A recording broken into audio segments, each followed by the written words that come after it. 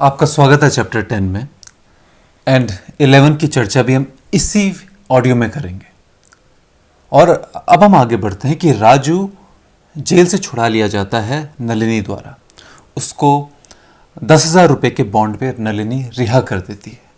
राजू घर पे वापस आता है। हालांकि उसका केस चल रहा है, उसे वकील की व्यवस्था करनी पड़ेगी, उस केस को लड़ना पड़ेगा और अदालत में खुद को बेकसूर साबित भी करना होगा। तो इसके लिए वो एक लॉयर ढूंढते हैं। लेकिन उससे पहले जब राजू घर पहुंच जाता है तो अब वो पहले जैसा मालकियत का एहसास नहीं कर पाता है।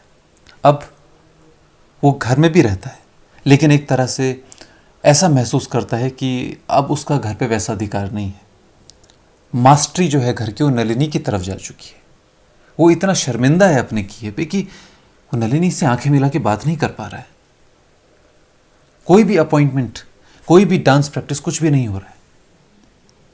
उनको एडवांस मिल चुका था अगले 3 महीनों के लिए, लेकिन नलिनी नहीं करना चाहती। राजू से कहता है कि हमने उनसे एडवांस ले लिया है, हमको केस लड़ने के लिए पैसे की ज़रूरत है। क्योंकि राजू ने जितना भी पैसा कमाया था वो अपनी ऐश में, जुए में खर्च कर लिया था। आलिशान जो उसकी विलासीनता वाली ज़िंदगी थी उसमें खर्च कर लिया था। एंड नाउ अब उसको पैसों की ज़रूरत है। अब वो पैसे कहाँ से लाएगा? तो नलिनी को कहता है कि जो तुम्हारे इंगेजमेंट्स हैं, जिसका एडवांस हम ले चुके हैं, उनकी पूरी फीस के लिए आपको वो पूरे करने पड़ेंगे। तो रोज़ी कहती नहीं, मैं अब ऑडियंस को फेस नहीं कर सकती। जो हरकत तुमने की है अब मैं उसके बाद तो ऑडियंस को फेस बिल्कुल कर ही नहीं सकती। तो कहता है कि अब तुम क्या करोगे? वो कहती है अब मैं डांस नहीं करूँगी, हो सकता है मैं अपने पति के पास वापस चला जाऊँ। तो राजू कहता है तुम्हें लगता है कि तुम्हारा पति तुम्हें स्वीकार करेगा? वो कहती हाँ, क्यों नहीं करेगा, मैं डांस करना छोड़ दूंगी तो क्यों नहीं करेगा। राजू कहता है सिर्फ डांस की बात होती तो वो शायद तुम्हें अपना लेता, लेकिन ये बात रोज़ी को चुभ गई और राजू को भी लगता है कि शायद उसे इस तरह की बात नहीं कहनी चाहिए थी। तो इस तरह के आर्गुमेंट्स क्रॉप अप होते रहते हैं। अब हम आगे देखते हैं कि हद पार हो जाती है। नलिनी मना कर देती है, लेकिन फिर भी घर का काम चलाने के लिए पैसे तो चाहिए और नलिनी कोई और काम तो कर नहीं सकती नाचने के अलावा। तो एंगेजमेंट आ रही होती है और वो करने लग जाती है, क्योंकि कुछ दिनों के बाद तो एंगेजमेंट्स और ज़्यादा आने लग जाती हैं। तो क्योंकि लोगों को नलिनी का डांस देखना था, उन्हें क्या मतलब कि राजू कहाँ जा रहा है, जेल जा रहा है, नहीं जा रहा है। They just want to enjoy the show. तो नलिनी डांस करना शुरू कर देती है and she was getting the money. लेकिन राजू इसके बीच में नहीं आता है। अब राजू का रोल भी मणि और नलिनी निभा रहे हैं और राजू को ये बात खलती है कि मेरे बिना नलिनी सारा काम कर रही है। वो सेल्फ रिलायंट बन जाती है।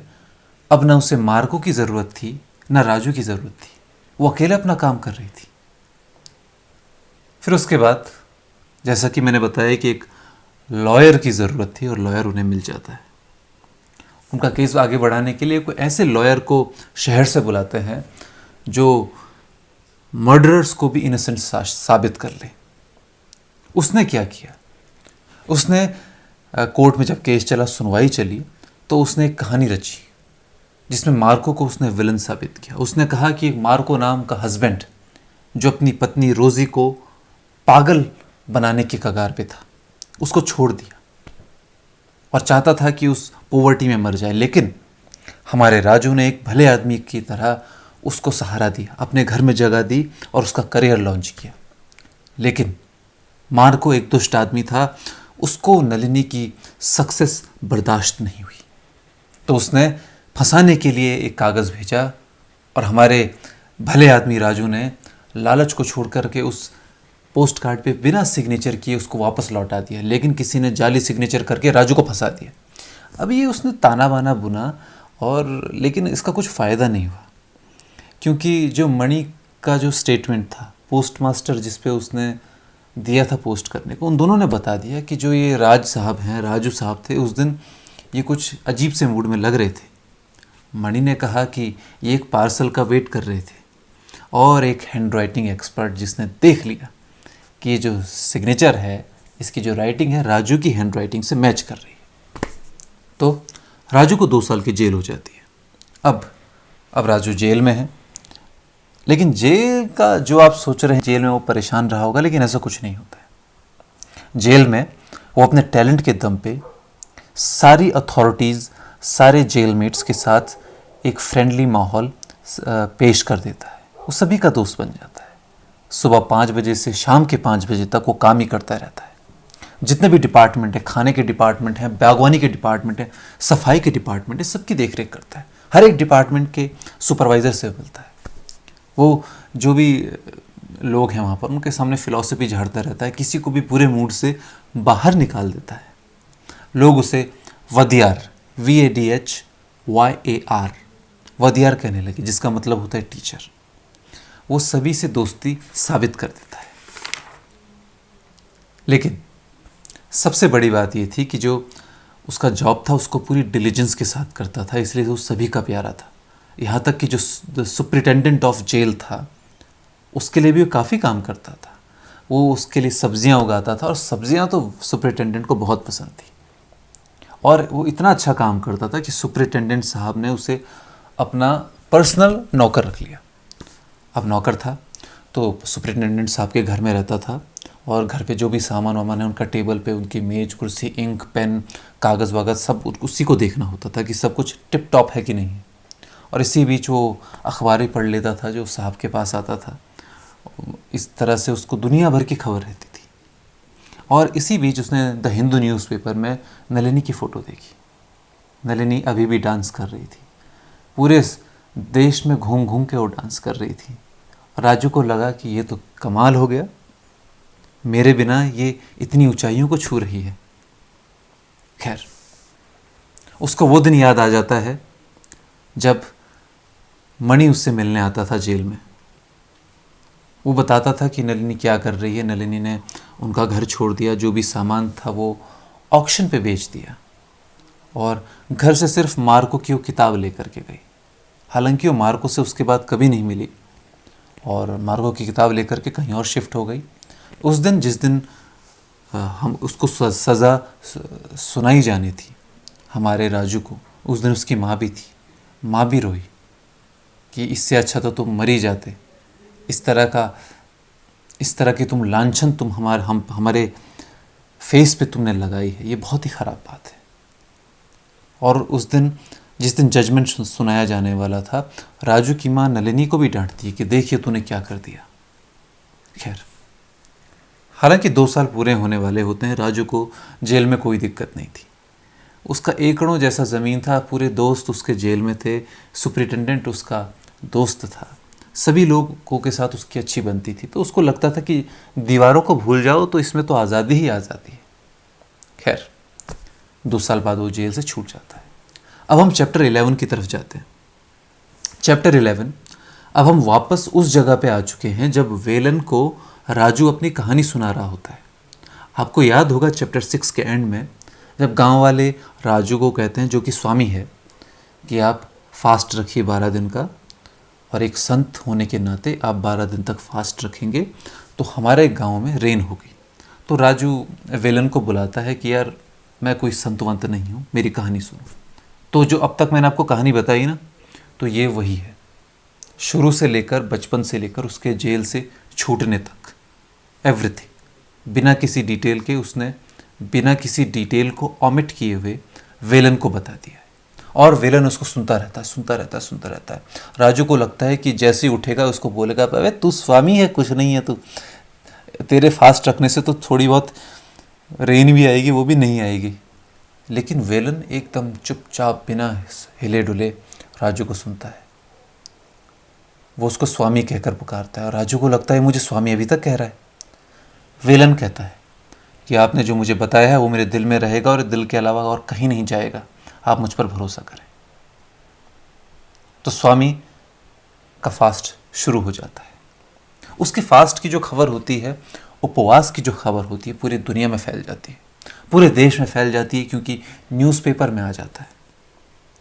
न्यूज़पेपर में लिखा जाता है कि किस तरह से हमारे स्वामी हैं जो घुटनों तक के पानी में सुबह 6 से 8 बजे तक मंत्र जाप करते हैं।